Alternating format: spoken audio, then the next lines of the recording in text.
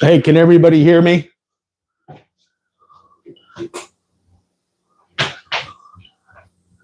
Any comments? I'll be right back here, guys.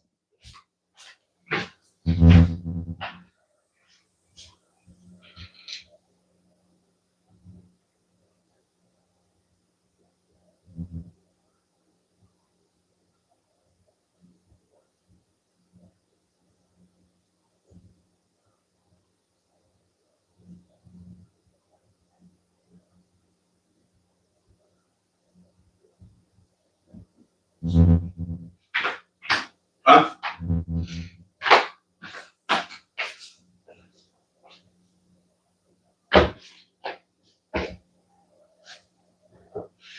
Somebody's on? Somebody's saying hi?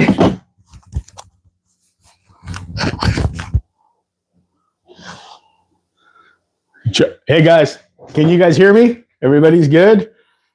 I'm going to try to get this here, dialed in here right now. Let's see. Okay, looks like we're good. Looks like we are good. Looks like we're good. Okay, all right. Hey. Sorry about that, guys. Something going on with the phone here. It's still good? Okay.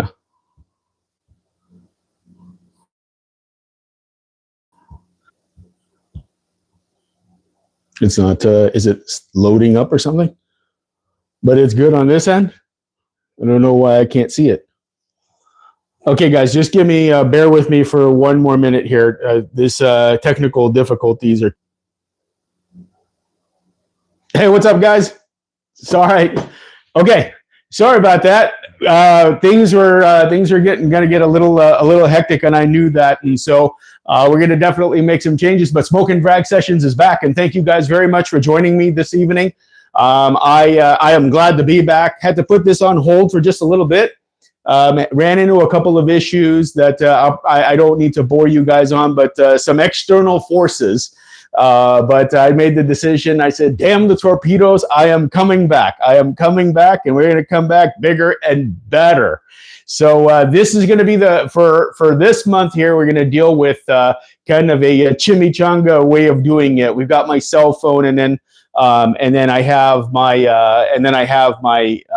I'm not sure why it's not doing what I want it to do, but we're going to have my cell phone, using my cell phone right now. But for next month, we are buying one of those fancy camera type deals. So yeah, so it'll be definitely much more high class, much more high tech when we do this. And yeah, let me go just take a look here, guys, real quick. What is going on?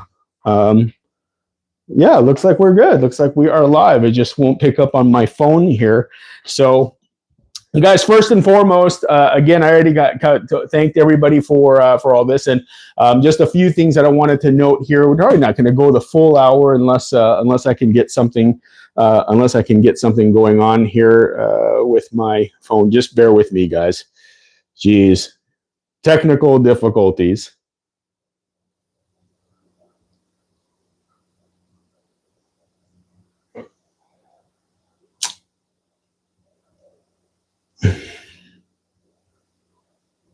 All right, here.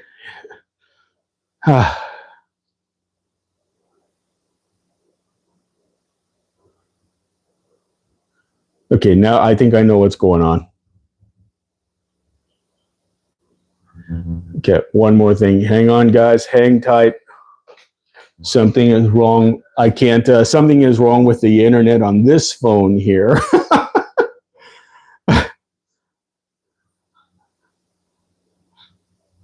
Okay. Okay, I promise you we're going to get this dialed in. We're going to get this dialed in. I swear to you. I swear. Okay, sorry about that, guys. Okay. All right, I think my phone was just jumping back and forth, my external phone here, so that I can again.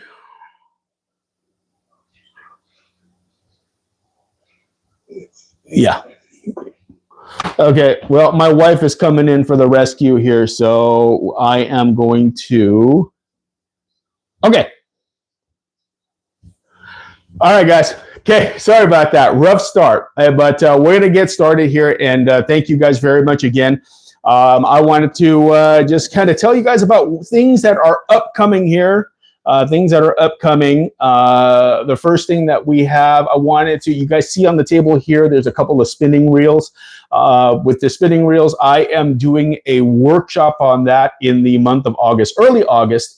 On spinning reels called the Spinner Advantage. I'll be posting that up on my Instagram page. You guys can follow me at _cigar_aficionado. And I will be posting that. It's going to be early August. And the reason why we're going to do this is because I love spinning reels, guys. I know everybody, you can laugh me off the boat if you like, but I absolutely love them. And I think that there's a lot of misconceptions, a lot of misnomers about them. And I'm going to go through this entire thing. It's a 90-minute long in-person workshop that I'll be doing. And I'm really looking forward to that. That's going to be early August. I'll be posting that up tomorrow. And then if anybody wants to join, then you're more than welcome to join because it is free. It is free. So just like every Spoken Drag sessions that you have seen in the past on Instagram, in IG Live, this one here, we have still have no sponsors, still not on anybody's pro staff, and that's the way that I want it to be. So so that's what we got going on. Let's see here. Thank you again. We got a couple of people on here to a couple of thumbs up. Thank you guys very much. And really, thank you guys for being patient with me here as I try to navigate this whole YouTube live stuff. But upcoming in-person workshop called the Spinner Advantage. Guys, I want you to walk onto the boat. If any of you want to use spinners, and there's absolutely nothing wrong with them, I use them all the time. In fact, it's become one of my absolute favorite surface iron setups. But I'm going to go through kind of the A to Z's. It includes now how to set up your reels, as far as the line configuration, how to make it so that you are going to be able to cast efficiently. And most importantly, or at least one of the more important things that I'm going to teach is how to fight fish on a spinning reel. I'm going to teach you guys the mechanics of fighting fish on a spinning reel. A little bit different, of course, from a conventional reel, but don't feel like you're at a disadvantage when you have the spinning reels. I'm going to go over all of their advantages and all the efficiencies and how we can unlock all of those when we get onto our favorite sport boat. So early August, I'm going to post that up tomorrow. It's limited to 8. Again, it's free, done in the San Gabriel Valley. Anybody wants to come, just send me a DM and you'll be in good shape. Okay. So here's that. Let's see what we got here. So the next thing I wanted to talk to you about real quick before we get into the workshop or get into the webinar. I have a 4-day trip that I am co-charter master on, the Spirit of Adventure. It leaves October 20th through the 24th. You guys are starting to see it right now. We've been kind of waiting and just seeing what in the world this El Nino is going to be doing. But looks like it's happening. Half-day boats today, I think it was, that are getting on anchor anyway. They're encountering was that half-day or three-quarter? I think it's a three-quarter day. Sorry, but they're encountering Dorado. We got yellowfin tuna coming up along now. And this El Nino, maybe fine. Now is the time. Maybe now is the time that we start to see all this. But it's October 20th through the 24th. It's a 4-day. It's a classic fall trip. I'd like to add a lot of color to the RSW, guys. I don't want it to be 4 straight days of bluefin tuna. Not that I have anything wrong. Not that there's anything wrong with that. But I don't want it to be that way. I'd like to have some variety inside the RSW. So with the added day, I think, the trips 2.5 and 3s, we're kind of accustomed to that. This one being a 4-day trip, we'll be able to do some things. So we've got that going on. If you want more details, again, please, best way is to follow me on Instagram at _cigar_aficionado. And that aficionado is spelled AFISHINADO. Okay. And last but certainly not least, I wanted to talk to you about the giveaway that we have. This is for people who are tuning in live, and this closes up. This will close up, I guess, tomorrow morning. But what you want to do, what I'm going to give away is I have a surface iron here, Starman 112. I have a yo-yo jig here. This is the Taddy A2, and then I have a stick bait here, a fast sinking stick bait here. So what we're gonna, what we'll do is go onto my Instagram page, okay? And I'd like for you to find one of my posts that was extremely helpful to you. Post it, share it onto your Instagram stories, and then tag me on it, and then you can write hashtag Smokin' Drags Sessions. I know that's a lot to do, but what I will do is I will pick a winner, okay? No purchase necessary, and make sure there's no lawyers on here to try to sue me or anything like that. But what we will do is I'm going to give away a surface iron. This will all be shipped to you, a yo-yo jig, a stick bait, and a t-shirt. I'm going to get you a t-shirt here. So let's do something here. It's getting odd, but okay. So that's how we're gonna do this. I will, yeah. So what you want to do again? Log on to my Instagram page, find a post for one of the posts that helped you out the most. I'll probably close this off. Let's just say around midnight. Okay. This is because I wanted to make sure that this is for those of you who are tuning in live right now. Just find one of the posts that one of articles that I wrote on my Instagram page that was most helpful to you. Share it onto your story. Tag me on it. Okay, and then hashtag Smokin' Drags Sessions. Okay, so here we go. We'll go ahead and get started here. Hook to land boot camp. What exactly does that mean? Well, for the last couple of weeks here, before I haven't done any of the Smokin' Drag sessions, I've been sitting at home and I've been looking at the reports. You know, the year of the yellowtail. It's been an incredible yellowtail fishery this year, guys. But one of the things that I kept reading, and I'm very grateful to the sport boat captains who have been replying to me, my DMs, in trying to understand what it is that's going on. A lot of reports of failure. We call it high attrition sport fishing, but all kinds of things that are happening. A lot of casualties out on the water. And now we get into the bigger bluefin that have been biting in the dark. So I started thinking to myself, based on all the information I got, such as Captain Jeff Markland on the Thunderbird, who has been very helpful in sharing this data with me. Captain Tyler Rich, I talked to him on the Cortez, just, you know, trying to figure things out. But, you know, what is interesting here is, let's see here, what do we got? Ooh. So what's interesting here is, Hook to Land Boot Camp is going to begin. We're going to kind of not get into the tackle portion of it. So we're going to eliminate the obvious. You know, not going to talk about having the right gear, having fresh line, having, you know, things like that. We're going to actually talk right at the point where somebody gets a bite. And I think this is really important here, because if I did get into the tackle and everything like that, boy, that's probably another couple of hours. I don't think you want to be on that late with me tonight. So we'll try to get this going here. But we're talking just right at the point that you get a bite. Okay, so now I'm going to call this on the rail tactics. Okay, so once you get a bit, once you get a bite, what exactly does this entail? What exactly is it that we need to do? So I'm looking at here. I made a note here. I wrote, what is a proper hook set? Okay. In general, it's going to be a hook. The hook ends up somewhere in the mouth, not in the gut, not anywhere down deep or anything like that. So we have to understand that fishing hooks, they set on their way out. Okay, so when you get bit, that's why. So the only way that they're going to seat is when they're on their way out. Okay, so with that being said, it is my opinion anyway. Okay, and it's something that I have been doing for a very long time to help increase my own personal hook to land ratio. I believe that setting the hook is more of a function of the reel handle than it is of the rod. And so for me personally, I even have it as a note right here. Oftentimes what happened is, you know, we just talk about this yellowtail bite that we're encountering locally. Okay. I think it's, you know, we get super excited, guys. You guys are getting up at 2:33 in the morning, fishing these things in the dark, and you get them on the heavy gear and life is good. But what happens when we get a bite? Well, very often when an individual gets a bite, what you'll see is the big swing of the rod. And as I mentioned to you, in my opinion, and how I have been doing it, a proper hook set actually starts at the reel handle. When you when you go and you swing against the rod, there's a few things that can happen. So first thing is that's why you hear it when you get bit. You're always hearing the deckhand screaming out, whine, whine, whine. Okay, and more important, I mean, you'll hear that on a long range boat. Those of you who are long range fishermen, you'll hear it when you're fishing wahoo, whine, whine, whine. You just don't want to give up any of that slack. But when you swing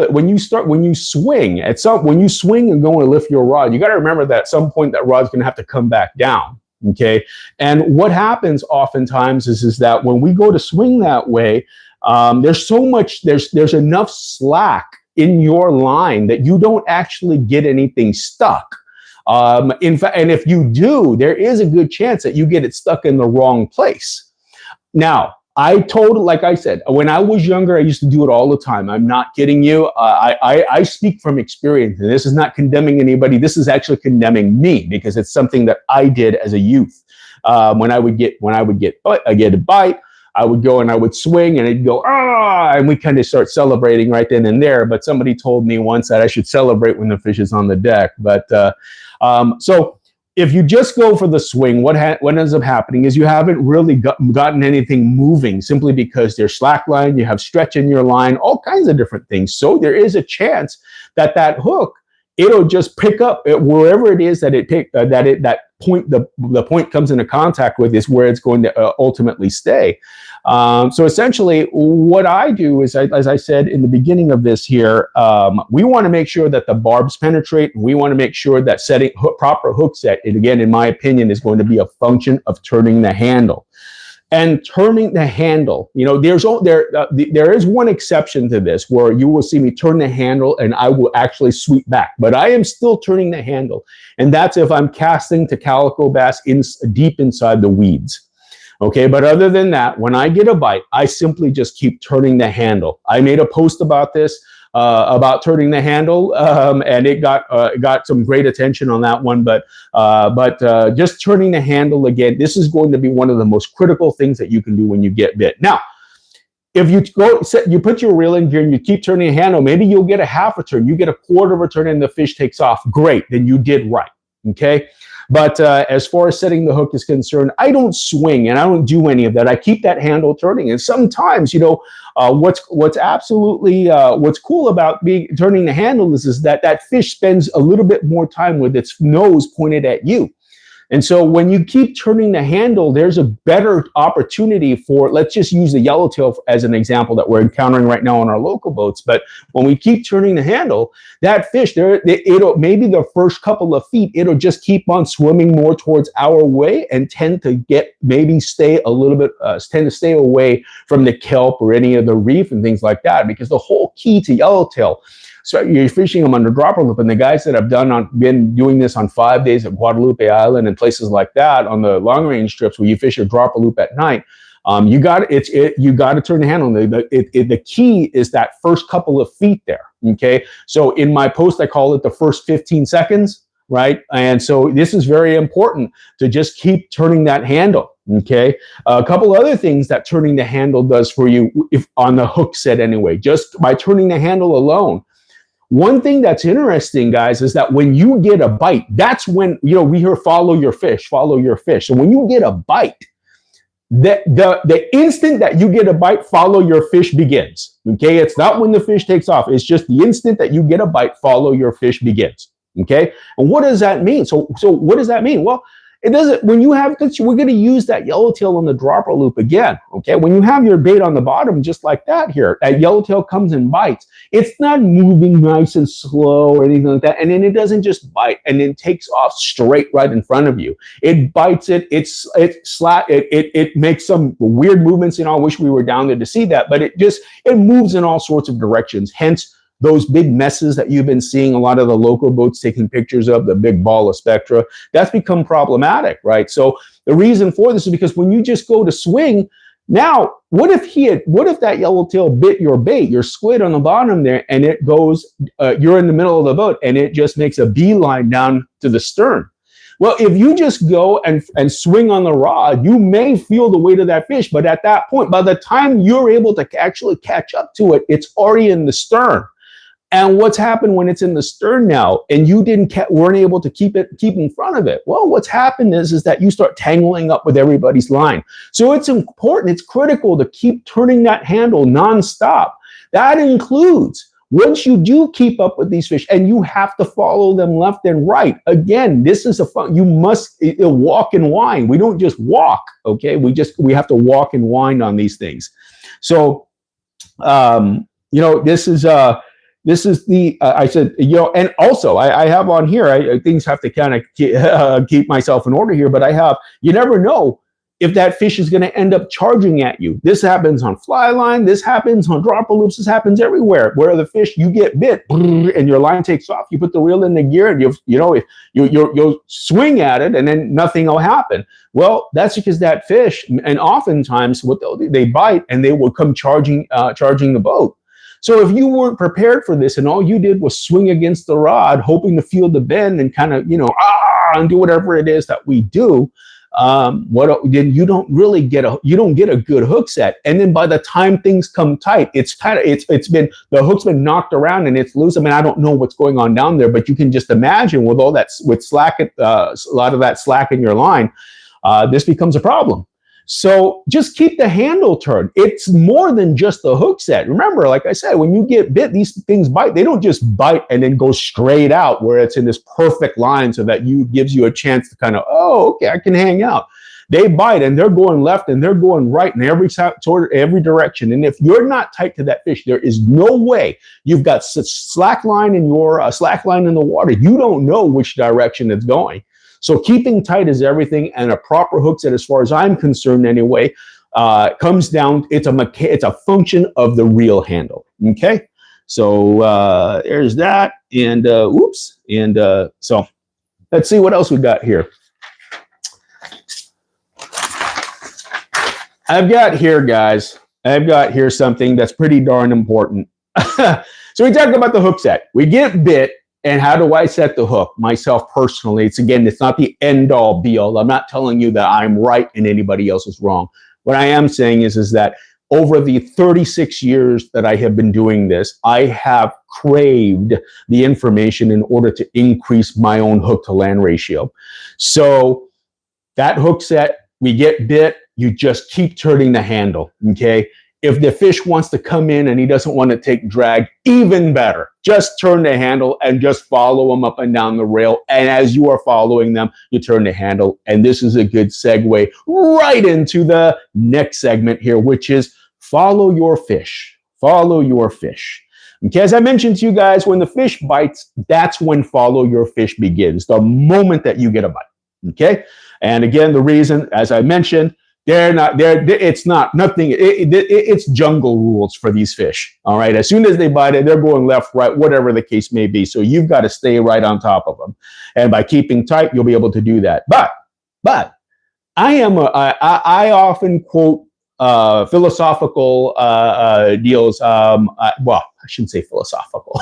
I often quote like Sun Tzu. I read quite a bit, and I quote Sun Tzu in a lot of The Art of War, for those of you who don't know, in my writings. And I also use a lot of his teachings in my seminars, in my workshops in person. But he's always mentioned about staying 2 steps ahead of your adversary. Okay, and the adversary in this case is going to be the fish. So it is critical for us to stay 2 steps ahead. All right. So I wrote right here. I said, outside of normal circumstances, you're not going to pull the fish to you. So you have to move and you have to wind. Okay.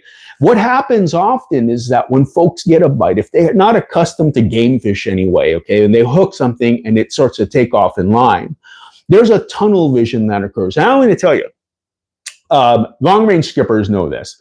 I'll share with you. I try not to share fishing stories because it's not about me, it's about you. But I'll give you one very quick here. I was on a 16-day trip in 2007 or 8, I believe, on the Royal Star. I forget. I apologize. And my brother, he was fly lining a sardine on a 50 size reel. on 130-pound mono, and he got bit probably around, I want to say honestly, it was something around like 20 yards from the boat on this sardine, and it was a big one. Tim Ekstrom was driving the Royal Star, and he was on the bait tank. So he jumped down and he came to me and he said, "Brian, it's a big one." And I says, "Well, how big?" And he goes, "If this thing was any less than 315 pounds, 315 pounds, yellowfin tuna at the buffer zone out in Clarion Island." He said, "If it's anything less than 315 pounds, I would be shocked." And then there was something, it's not just necessarily about the size of that fish. It was what he told me after. He said, "Don't tell him though." You see, what happens is that when we, not when we, but in general, when an individual hooks a fish and it's taken off. I mean, if you've been accustomed to barracuda, calico bass, sand bass, something pulling drag and pulling hard is going to be a surprise to you. And as they take off, we get kind of locked into this tunnel vision where the only thing that we pay attention to is what's at the end, what's coming off of our rod tip. And the reality is, guys, is that if we follow Sun Tzu's teaching of staying 2 steps ahead of our adversary, then we have to make sure that we are not a liability to ourselves, nor are we a liability to others. Because you got to remember, you might not be the only one with a fish on. Okay, so you have to understand where your line is going. Not only do you have to see the direction that it is going, you have to see what exactly it is that it is going into. I put up a post a couple days ago. I think it was last week. I apologize. It was a post last week. It said the 360-degree approach. And I'm going to continue to follow on this series. But there is a lot that happens in the world of follow your fish. And I think that it's something that you have to you have to have a lot of experience in order to understand what it is that's happening. Like, for example, if the fish makes a beeline left or right, which, if you're in the middle of the boat, oftentimes guys, they'll follow their fish and they forget to turn the handle. Well, you got to remember that with that significant angle that you're trying to catch up on, that's free line. Okay, so if we think of it from a positive note, it's free line, because as the angle closes, you're able to get up about 5, 6, 10 cranks sometimes, and that's gaining line back on the reels. But if we were to look at it from a little bit more of an uglier fashion here, boy, that fish beelines, if you don't turn the handle, I put up a post on my Instagram about uncontrolled slack being one of the biggest issues with losing fish. And Jimenez 027, thank you very much. I appreciate it.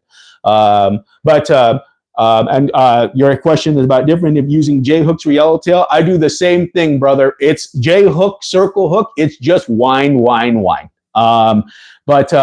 So follow your fish. It's a huge deal. Okay. We want to, a lot of guys, one of the things that we have to understand about follow your fish with other anglers on the boat, I want you to think about it like this here. Okay. They've weaved quite a bit of, there's a lot there. Think of their other anglers' lines, whether they have fish on or not. There's a big weave going on there. Okay, when you are coming through and following your fish, you are trying to unweave yourself from this whole mess. And you can't do that if you've just paid attention to what's going on in front of your rod tip, right? So if we were to stay 2 steps ahead of our adversary, what the goal here is to know whether or not you need to go over or under someone. And sometimes if you're going to get into the stern of a boat, for example, and you've got 8 other guys there, you're going to have to go over and under 8 guys in order to get yourself unweaved from these issues. So follow your fish is not just about no angles, no tangles. Follow your fish is really something that is extremely proactive and requires you to stay 2 steps ahead of your adversary. You must pay attention to everything that is going on. That includes, it's not just the other anglers that you have to worry about when you are following your fish, but it's also things on the boat. If you're fishing on the anchor, for example, you've got to understand whether you have to go over the anchor line. If there's an obstruction there, is there a bucket there that the crew likes to put all the chains and things in? Is the milk crate there that's going to create problems? Are you going to need the help of a crewman? Do you need to, maybe you don't have the crewman with you, it's a busy bite, busy trip. And now, are you going to have to extend further out with your rod just to get around the anchor? How do you get under the anchor? You see? So all of this, don't let it be a problem is my point. Or try your best. Just keep yourself. Watch your six. Watch not only your six in this case here, but you're watching your 12, your 3, your 6, your 9. You've got to pay attention to everything that is going on, including your own line. Okay, so we're trying to not be liabilities to ourselves, but we are not trying to be liabilities to others. And that's what I tell people in my seminars when I talk about 10% of anglers catch 90% of the fish. And again, I'm always going to cite Pete Haynes because that was the seminar that he did at the Hall shows. But follow your fish is a bigger deal than it sounds. And I just want to make sure that I keep driving that in because I just saw, I think, where the heck was it? The Freedom just posted something about Spectra balls. Spectra ball. The Freedom just posted a picture of a wad of Spectra, and they were saying, if you come out with braided liner and and you get into tangles, this is what can happen. But getting into the tangles, guys, the Spectra does not cause tangles.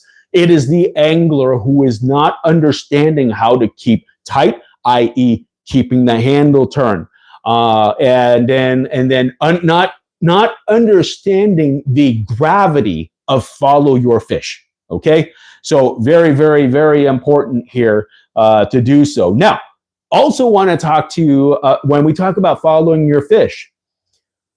Oftentimes, when folks hook up to a fish and the fish takes off, we want to settle in already. When the fish is out, the fish bites, you get a good proper hook set, it's a good one, and it starts to take off.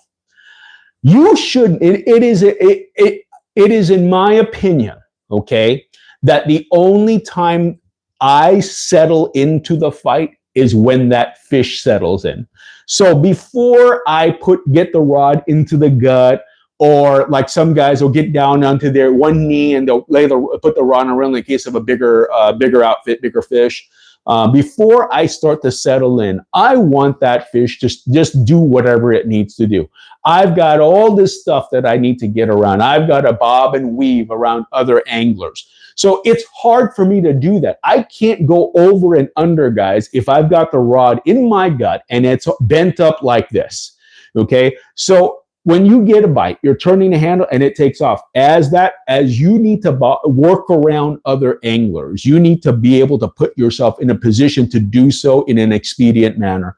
And if you have it tucked up into your gut or into your pad, okay, and you have to come out, it slows down your movement. You can't get, not only now are you have to be 2 steps ahead of your adversary, but you've just added now another job to an already stressful time where you've got to make sure that you put yourself in a position to be able to land this fish. So if the fish has not settled in yet, it's running, it's going left, it's going right, it's doing everything that it needs to do to try to get free, and you settle in yourself and you kind of get stuck. Well, now it becomes a problem. You're no longer as mobile as you could be. And now when it's time to get yourself out of trouble, to unweave yourself through the weave of other anglers, you're going to be delaying that by a few seconds. And those few seconds, my friends, is the difference between you landing that fish and you getting into a massive tangle and having issues. Okay. So that's definitely something there that want just to share with you guys.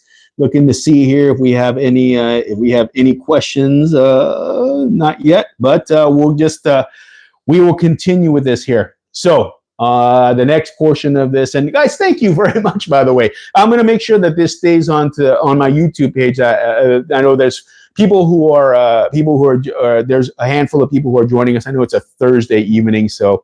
Everybody's getting ready for the weekend, but thank you guys for joining me this evening. And again, I promise you, next month we're going to make this much more professional. I'm going to have I have on order anyway, the camera, the camera and a different microphone. So again, thank you guys for your patience here. We will get this up and running in a much more professional way, but got to start somewhere.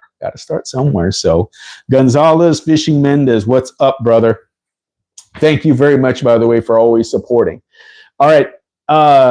This one here, guys, I'm going to spend some time here. Okay. I want to talk about the 2-speed reels and the judicious use of the low gear in a 2-speed reel. When I was growing up, that button was magical. And when it came to big tuna, it was like, holy cow, what a difference maker. You hit the button and magic is supposed to happen until it doesn't.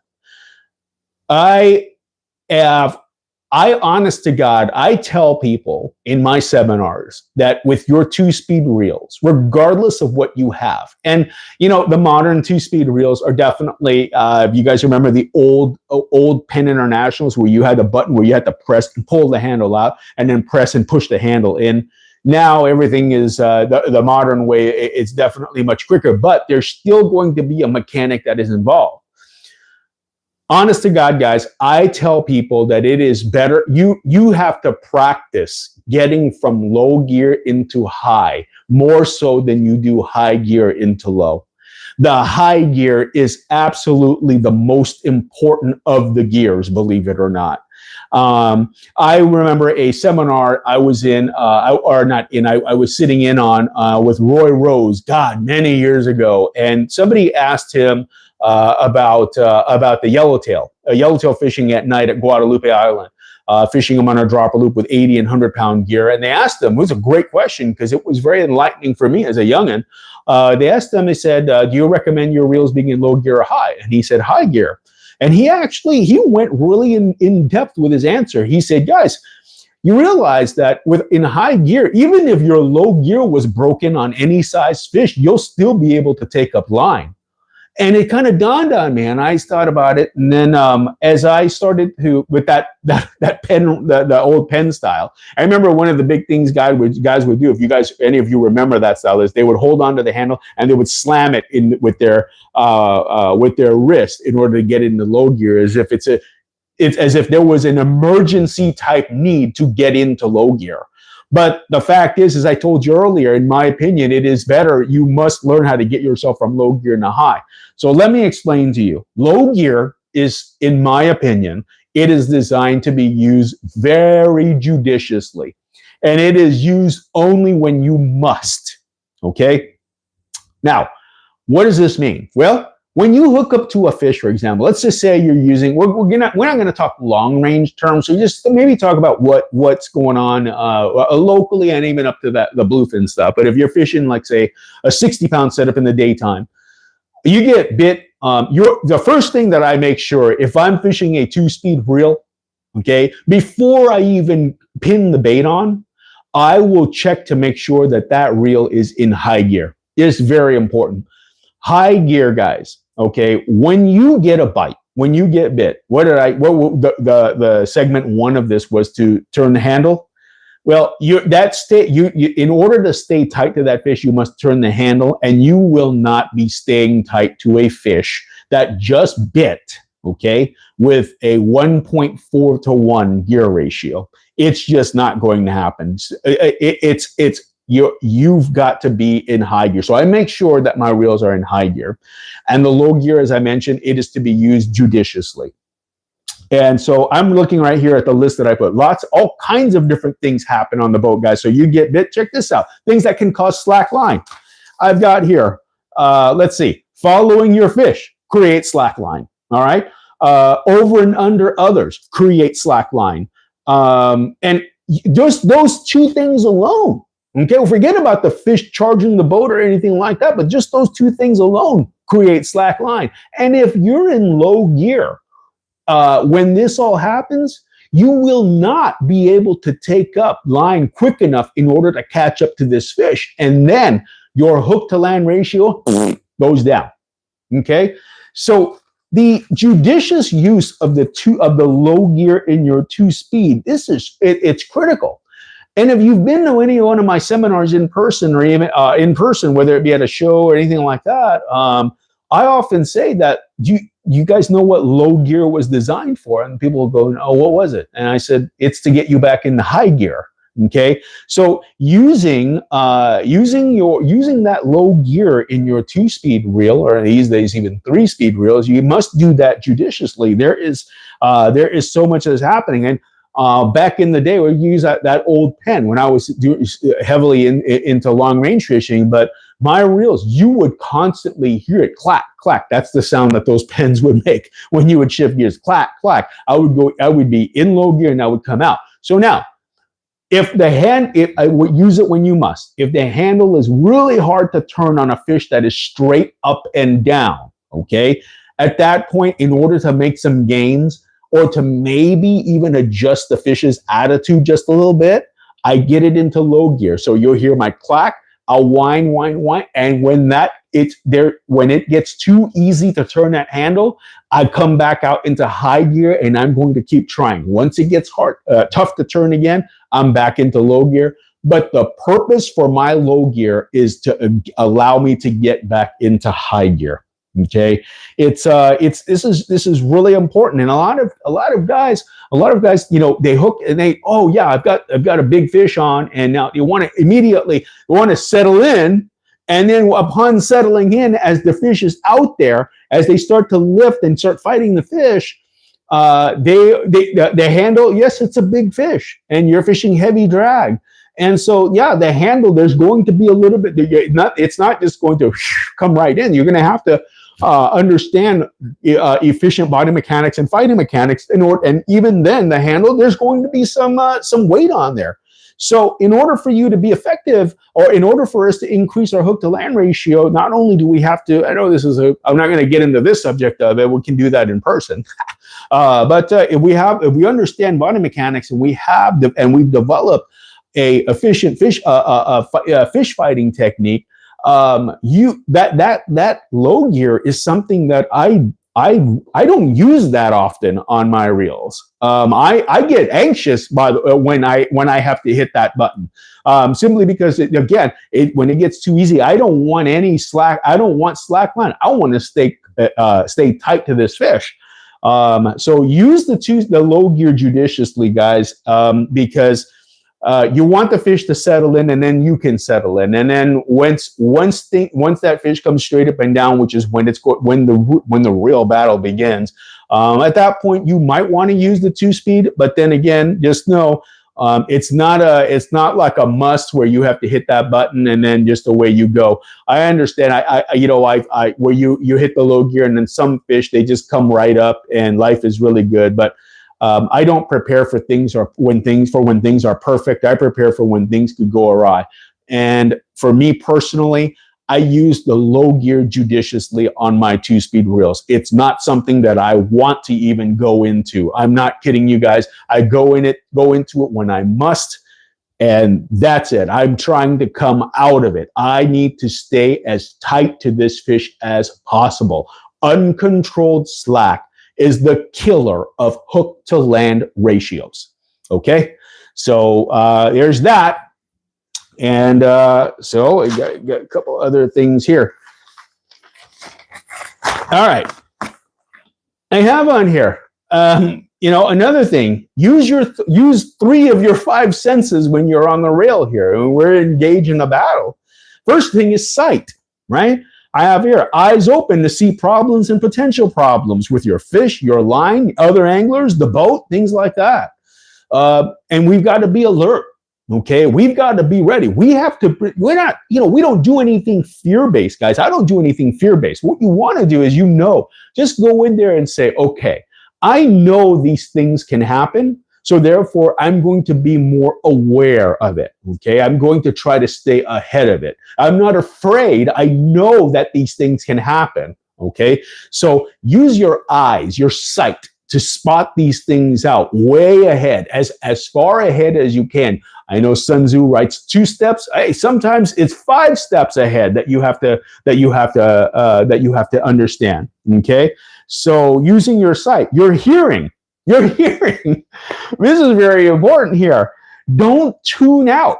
Okay. I hear if the crew suggests that you move, and if they tell you to stay, you stay. You know, I'll give an example. Is that when that fish is that color, right? Oftentimes anglers, what they want to do is they want to keep following that fish. Well, you got to think about this. If that fish is circling up, okay, and it's at deep color and it's making its circles like this, if you keep on following it, those circles become bigger and bigger and bigger. And by having those circles get bigger, what that allows that fish to do is it allows them, one, is to straighten out their body so that they can flare out their gills and breathe. So they might, you might be giving it CPR here, for lack of a better description, and giving it some life. But if it's when it's in its deep, when it's in a deep color and it's circling like that, if the crew says to stay, stay. Okay, I know we were just talking about follow your fish, but that's when I say now use your hearing. If the crew tells you to stay, there is a reason for it, because they want those circles, the circling of that fish, to be manageable. They don't want it to be wide. So every time you chase that circle, you extend that circle during this time frame. Okay, so use your hearing. Don't tune out. Don't tune people out. Okay, the crew has a pretty darn good bird's eye view on this. All right, so they want you to land your fish. So don't tune them out. Just hear and just listen to things. All right, and then the last thing here that I have is touch. Yes, touch. Fishing is a feel thing, guys. It's a feel. All right, and the feel is it's knowing when to lift versus when to crank. Feeling when the line goes slack, feeling others' line, knowing what other lines feel like on your rig so that you can start to work on a solution. Okay. So if you don't, if these are the 3 senses, in my opinion, that must be deployed in order for us to increase our hook to land ratios. Because if you don't know what other lines feel like, then you can't tell the crew. You can't say, I've got a line on me. What if it's a fellow angler on the other side of the boat and his bait went underneath the boat and it's wrapped up on your line? You keep pulling, he swears he's got a fish on, you guys both pull, and there goes your fish, right? So know what that feels like, all right? And then you'll be able to, again, as Sun Tzu says, to stay 2 steps ahead of your adversary. Tangles are going to happen, guys. And you're going to get into trouble out there on the water when you're on a boat with that many other anglers. So the key thing here is to try to minimize those so that we can increase. Note I said increase your hook to land ratio. I never said be perfect at it. Things happen. God makes things happen. He makes decisions that we just can't argue with. You know, some fish are meant to be caught and some fish simply, he makes a decision that it's not. So, I have using those 3 senses, all right? And let's see. The last portion of this here, I told you I wasn't going to get into tackle. I didn't want to go down that rabbit hole, simply because, again, not because it's a rabbit hole, but because I want to make sure, I didn't want to spend this whole time talking about rods and reels. I guess we could do that. And as you guys know, by the way, if you follow me on Instagram on @the_cigar_aficionado, AFISHINADO. I love answering DMs and I get them all the time. Okay. I'm happy to answer questions that I'm able to answer. And if I don't know it, I don't know it. All right. So I want to be upfront and honest with everybody. And I share with you my opinions on it. Now, are those opinions, do they come with experience? Yes. Nothing I say is finite. Is it. Okay. I don't do the whole mic drop. That's it. You know, enough said. I enjoy offering my opinions, and I learn as much from you guys as you do from me. So I want to thank you guys for that. So here we go. The last portion of this. Hey, never better late than never. No problem. Last portion of this here, but I told you it's going to get into tackle, but make sure your jit is sano, guys. Sano is a term that the long-range fleet uses. It just make sure everything is in order. the smallest things can create problems. Okay. First thing is reel maintenance. You want to make sure that your reels are maintained to some degree. Now, some of us are more mechanical than others. I'm not one of those mechanical people. I was the one who used to bring tackle shops a Ziploc bag with my reel parts and ask them to save me. So that's not me. But you may want to make sure that your reels are maintained to a reasonable degree. What we don't want, you don't want bad bearings, locked up drags, gearing that's rusted, anything like that. You want to make sure that your reels are functioning. If we're talking about in the interest of getting a bite, if you've got frozen bearings, well, then you're not casting. Okay. And yes, I get it. If the fish are boiling in the corner and you just have to drop a sardine, great. But we're not, I don't prepare anglers for that. In fact, I don't prepare myself for that. I prepare myself for when I prepare myself for the worst possible fishing trip. I'm not kidding you. And that way I understand, I can adapt and adjust. But your reels being maintained is critical for reasons of getting a bite and also landing your fish. Rod guides not being damaged. It's not so much a big problem today as it was back in the day. The guide ring material now is far superior than what I had growing up. But you can definitely check. I mean, if your rods, one of the most common practices is to take cotton balls, or take a cotton ball and then run it through your guides. And if there's a snag, yeah, there you go. SoCal Reels, guys, give him a follow. Chris over there at SoCal Reels. I think it's SoCal dash Reels on Instagram there. But take that cotton ball and just run it through the guides of your reels. Run it through the guides of your rods. And then if it catches, something's wrong. Sometimes it's not necessarily a crack. It could be dried up squid guts on there, but at least right? Because dried up squid guts there's a potential that they could cut your line. You don't know. So you can do that on your guides, making sure that they're not damaged. I see, I mentioned Chris, there's guys in every zip code that are tremendous at fixing reels. In LA County, we have Mark Romero. In Orange County, we have Chris at SoCal Reels. So all these guys, David Rocky and Surya, all these guys do a phenomenal job. So hit them up. Okay. Some of them have Instagram, like Chris at SoCal Reels has an Instagram page. You can hit him up. So now, another thing to check is spectra. Our spectra being frayed. I want you guys check this out here, okay? When we're spooling spectra, all right, it's even on Jerry Brown's website, Jerry Brown Spectra, where he says you want to make sure that you spool it on even. See, before that, when we didn't know any better, in the 90s, how we would spool the spectra on reels is we would crisscross them. All right. And the belief was that by crisscrossing them, you'd have X's like this. That's how the line would lay, and it would resist digging into the spool. But what happened is that when we spooled them up in a crisscross fashion like that, it created voids. And what those voids meant was that if your reel could hold 600 to 700 yards of a particular pound test braid, it no longer held that. It is going to hold somewhere around 400 yards, and you'd think somebody lied to you.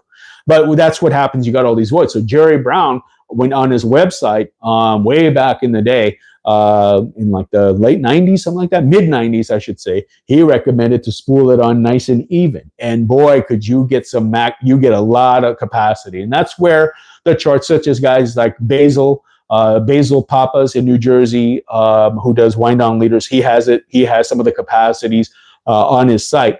And he also posts them on the internet forums as well. But that's where, when you spool it on nice and even like that, you get a lot more line on your reels. The problem now is nothing in life is free. So as you spool your lines on nice and even like that, and it's just perfect, you can hold a leveler to it, and the tackle shop dude that did it for you, you give them 2 thumbs up because it looks perfect, catalog perfect. The issue is that what we often overlook is the amount of friction that the spectra is undergoes when it is coming off a reel, butting up against itself, like butting up against all the strands as the line is coming off. Now you add in heavy drag. You should inspect your spectra.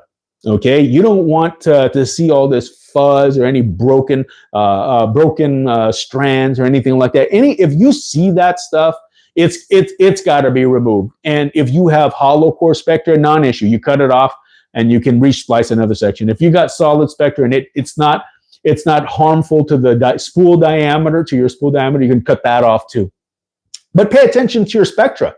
Very important. You don't want to have any damaged spots, weak spots. I had one. I was out 2 weeks ago on my dear friend Jeff Yeoman's the 540 Slingers Club charter on the Amigo.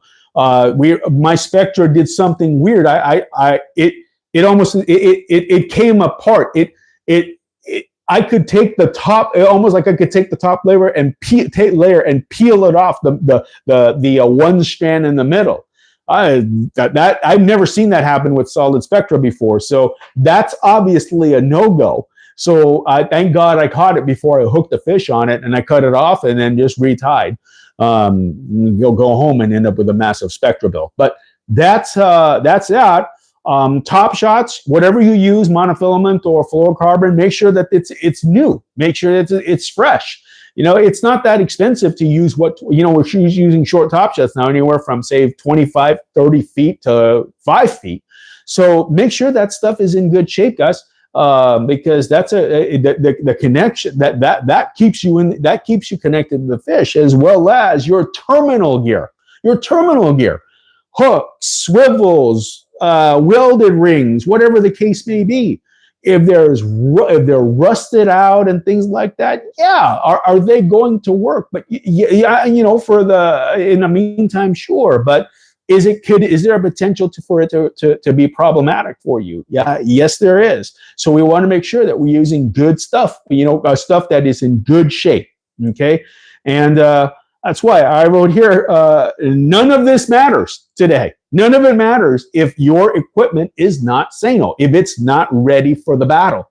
Okay, so make sure everything is in tip-top shape before you get out there. But guys, I hope that this was. I apologize for the rough start. Now that I've got a better understanding of how to do this on YouTube Live, we will continue to get better and better as we move along. I promise 1 hour, and I don't want to overstep my boundaries. Guys, thank you very, very much. Please stay in touch. Please follow me on Instagram. There's a lot of content on there that I think will be helpful to the sport fishermen of Southern California. I am at the _cigar, CIGAR _aficionado, AFISHINADO. Follow me on Instagram. And as I said, the giveaway, guys, you get 3 jigs here. You get a surface iron, you get a yo-yo jig, and you get a sinking stick bait, and you get the Cigar Aficionado t-shirt that I will mail right to you. Go on to my Instagram page. If you're not already a follower, we'll stop this at about midnight. You know what? Let's just be fair about this. I know you guys got to get back to your family, so we'll consider this a stop at about 8 p.m. Go on to my Instagram. Find one of my posts that is helpful to you. Share it to your story. Then you tag me on it, okay? And then hashtag Smokin' Drags Sessions. At 8 a.m. tomorrow morning, I will then pick a winner, and I will send you a direct message and ship these right to your door. Thank you guys very much for tuning in. I promise you next month will be better, but I'm glad to be back. I missed everyone, and I'm not going anywhere. Thank you very much. See you guys out on the water.